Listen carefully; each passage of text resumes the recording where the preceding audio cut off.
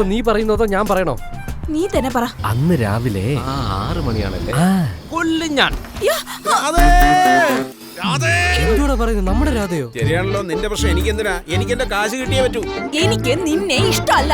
ഇഷ്ടമല്ലാത്തതിന് ഒറ്റ കാരണം, I want one reason. നീ ഒരു കിളവൻ, മരമണ്ടൻ, ഒന്നിനും കൊള്ളാത്തവൻ, over weight, high BP, low sugar, പിന്നെ കൊടവണ്ടി.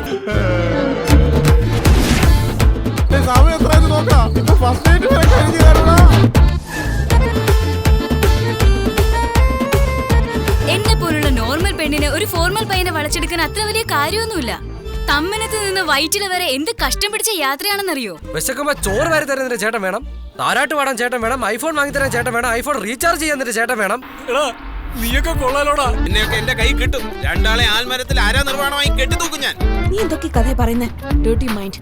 ഹലോ, നിനക്ക് ഇഷ്ടമല്ലെങ്കിൽ നിന്റെ ഇഷ്ടം കഥ പറയാൻ പാടില്ലായിരുന്നോ? നല്ലൊരു ഫാമിലി സബ്ജക്ട് കേട്ടപ്പോ നല്ല രസിച്ച്.